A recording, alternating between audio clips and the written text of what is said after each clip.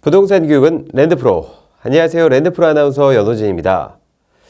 여러분, 아파트 같은 주택이나 부동산 구입 시 공동명의를 하시는 분들 많은데요. 오늘은 이 공동명의가 유리한가에 대해 알아보는 시간 준비했습니다. 알쓸세무의 양소희 교수님 모시겠습니다. 안녕하세요. 세무사 양소희입니다. 네, 교수님, 부동산 취득 시 공동명의가 유리하다고 보통 알려져 있는데 이게 맞는 얘기인가요? 네, 많이들 공동명의가 유리하다라고는 알고 계시는데 구체적으로 어떤 세금이 얼마나 유리한지 알고 계시는 분들은 많지 않을 거라고 생각이 됩니다. 그래서 오늘은 그 세목별로 공동명의가 정말 유리한지 그리고 유리하다면 얼마나 유리한지에 대해서 보도록 하겠습니다. 네, 그럼 항목별로 하나씩 살펴보도록 하겠습니다. 네, 먼저 부동산 관련해서는 굉장히 많은 세금이 있는데요. 첫 번째, 취득 당시에 취득세가 발생하게 되죠. 이 취득세는 공동명의 여부에 따라서 절세가 될 여지가 없습니다. 취득 가액에 대해서 일정률을 부과하는 것이기 때문에 공동명의와는 전혀 상관없다라는 것이 결론이고요.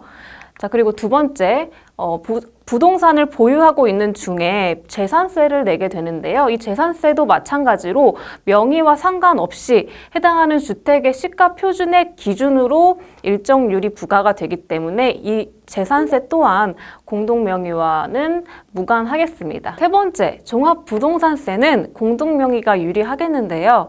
왜냐하면 종합부동산세는 이 부동산의 공시가격으로 그 기준으로 과세가 되는데 단독명의일 경우에는 6억 원 기준, 그리고 공동명의일 경우에는 12억 원 기준으로 과세가 되기 때문에 공동명의 시 훨씬 유리하겠습니다. 네 번째, 종합소득세도 공동명의가 유리하겠는데요. 왜냐하면 이 종합소득세는 인당 누진세율로 계산이 됩니다. 그래서 명의를 분산시킬수록 더 낮은 누진세율을 적용받기 때문에 훨씬 더 공동명의가 유리한데요. 예를 들어서 주택 임대소득, 즉 내가 월세를 받는 그 소득이 1년에 4천만 원이 있다라고 하는 경우에는 훨씬 더 유리하겠습니다. 왜냐하면 이 단독명의 시 4천만 원 전부에 대해서 세금 누진세율이 계산이 되겠지만 이 공동명의 시 2천만 원으로 분리과세가 됩니다. 이게 어떤 얘기냐면 2천만 원 이하인 경우에 이 주택 임대소득 같은 경우에는 종합소득을 하지 않고 분리, 즉 따로 그 훨씬 더 낮은 세율을 적용받기 때문에 이때 같은 경우에는 훨씬 더 유리한 측면이 있다라고 보시면 되겠고요. 자, 그리고 양도소득세, 이 부동산을 나중에 처분할 당시에 발생하는 세금이죠. 자, 양도소득세 또한 공동명의가 유리하겠습니다. 마찬가지로 누진세율 구조이기 때문에 명의를 분산하는 경우에 훨씬 더 유리하다라고 보시면 되겠고요. 그 다음 마지막, 상속세도 공동명의가 유리하겠습니다. 이 상속세를 계산할 때는 이 개인별 재산을 기초로 세금을 계산하기 때문에 그 재산이 분산될수록 훨씬 더 낮은 세율 구간을 적용받겠습니다. 그렇군요. 그렇다면 공동명의 시 과연 얼마나 절세가 될까요? 네, 이 여러 가지 부동산 관련된 세금 중에서 양도소득세를 예로 한번 들어보겠습니다. 이 예를 들어서 1인 명의인 경우에 양도차익이 1억 원이다라고 하는 경우 35%의 세율 구간을 적용받고요.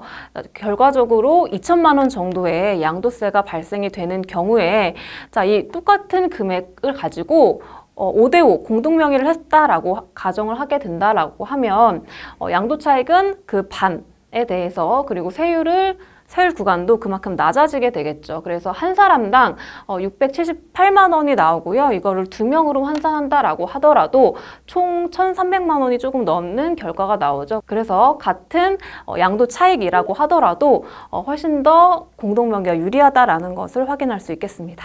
2명이 합했는데도 불구하고 1인 명의의 한 3분의 2 정도밖에 나오지가 않고 있는데요. 네, 맞습니다. 이렇게 누진세율을 훨씬 더 낮은 구간을 적용받는 그 효과가 가장 크다라고 보시면 되겠고요. 그뿐만 아니라 각각 250만 원의 공제를 각각 받으실 수가 있기 때문에 이러한 부분도 훨씬 더 유리한 결과로 보여질 수 있겠습니다. 네, 그렇다면 공동명의 시 주의사항이 있을까요?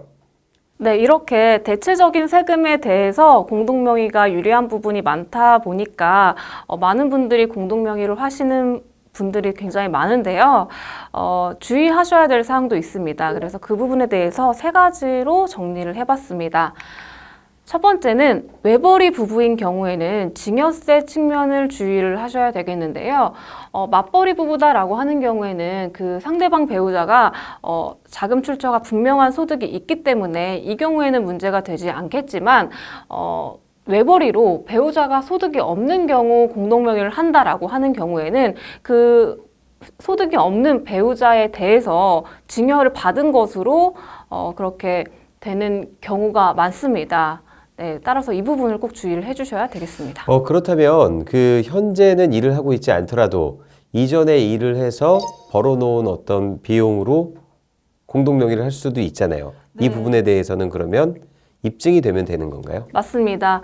지금 현재는 직업이 없다라고 하더라도 그 기존에 여러 가지 뭐 소득이 발생했다라든지 또는 뭐 상속을 받았다, 증여를 받았다 그렇게 입증이 가능한 재산이 있다라고 하는 경우에는 입증하는 만큼 문제가 없다라고 보시면 되겠습니다.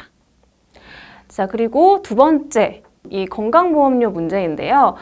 예를 들어서 기존에 이 전업주부로 남편의 피부양자로 있다가 건강보험료가 납부가 없었는데 상가를 공동명의로 하면서 임대사업자로 등록을 했다라고 하면 사업자 등록을 하기 때문에 지역가입자로 전환이 된다라는 거죠. 그래서 이 피부양자로 있었을 때보다 건강보험료가 훨씬 더 부과가 되는 측면이 있으니까요. 이 4대 보험도 고려를 해보셔야 되겠습니다.